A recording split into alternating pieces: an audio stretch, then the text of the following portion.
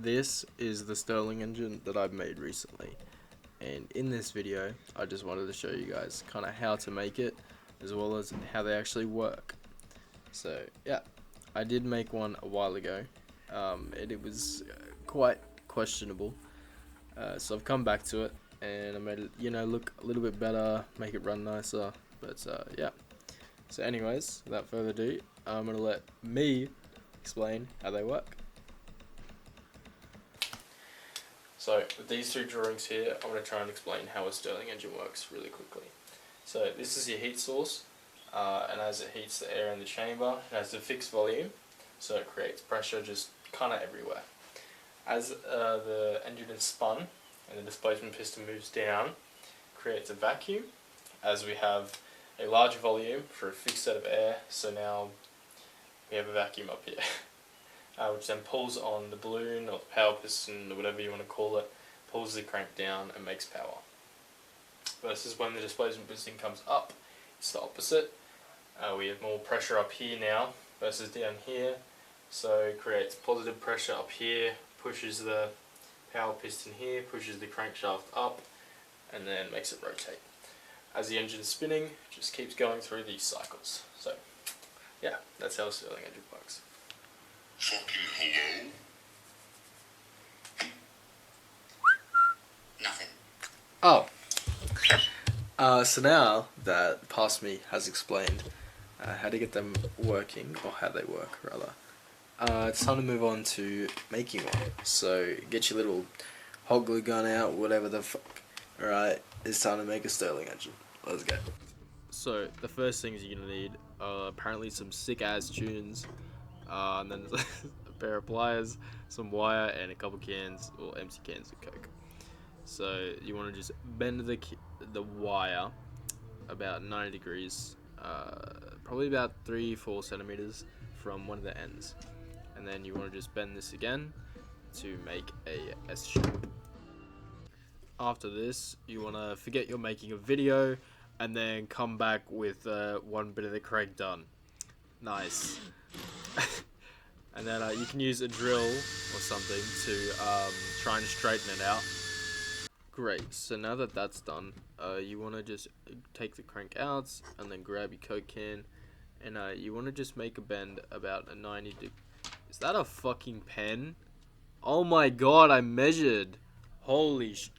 Anyways, make a measurement apparently at the end of the can, and you want to make another bend exactly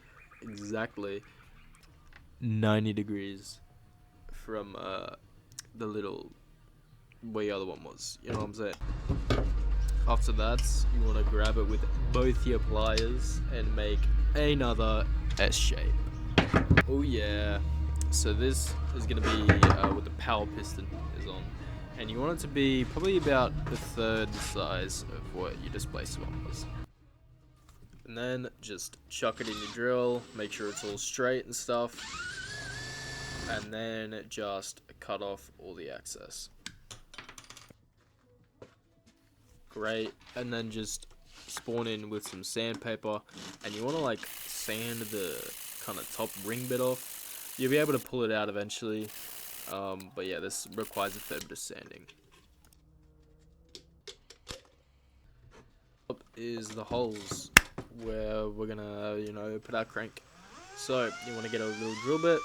It's a tiny bit smaller than what your shaft size is, and you want to just drill 2 holes on either side of the can. Great, and after you've done that, you want to just grab that extra bit you cut off earlier and then just jam it through those holes, right? Just straight force it in, okay? And then it'll be the exact right size you need for your other thing. How great. Great, so now we can test fit our crankshaft. You want to put your power piston side in first, and then the side that's going to go out to the flywheel, you want to just cut off the excess of that so it'll fit inside the can and then through the hole, so you can take it in and out. So then after that, you want to corrupt a bunch of footage and just skip randomly to where there's a bunch of shit on your desk. And then grab your can and then cut around just before like the kind of straight bit, I guess, like before the coat starts. And yeah, you just wanna make that thing like very straight. Next up, we got the displacer piston. Oh yeah, you literally just want to wrap a whole bunch of steel wool around the shaft. It's probably like, I don't know, 30 mil ish long, 3 centimeters.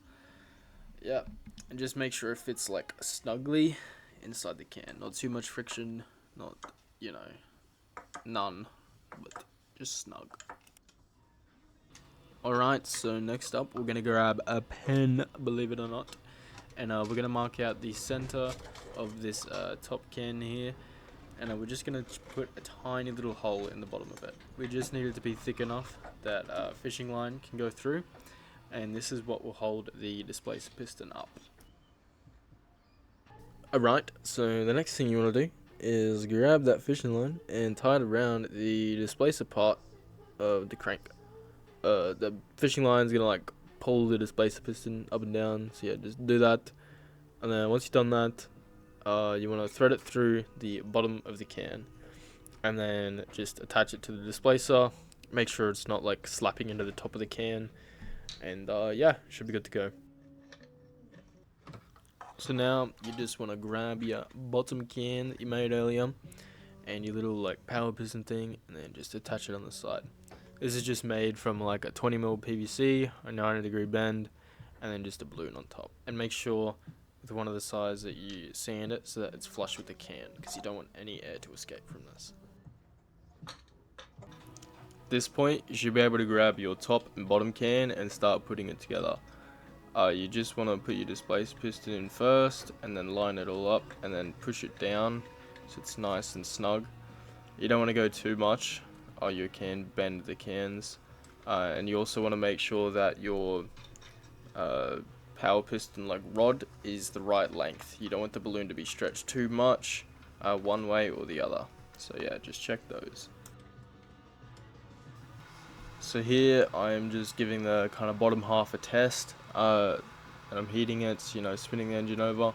This balloon should raise up and down. It will take a second to build some heat up. As you can see, it's only now just started moving, but yeah, it should be doing something like this. I'm doing some of the first tests of the engine. You can see it gets really close to running, but never actually stays running, unfortunately.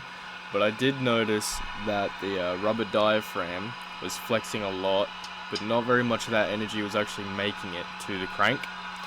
So I had a bit of an idea. So the first thing I did was added another one of these little like side bits to try and smooth out the rotation. And then I also put a little washer in the bottom of the power piston. This is to hopefully try and make it that more of that energy is put into the crank rather than just flexing the balloon. So with these changes, I assembled the engine and then I gave it a test.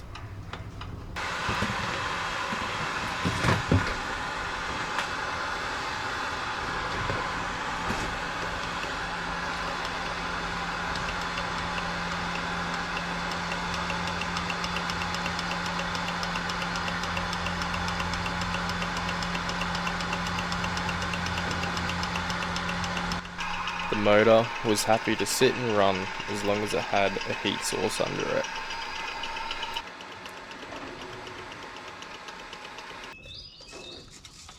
Finally, my last addition was this little water bottle, just to hold water and prevent heat soaking of the motor.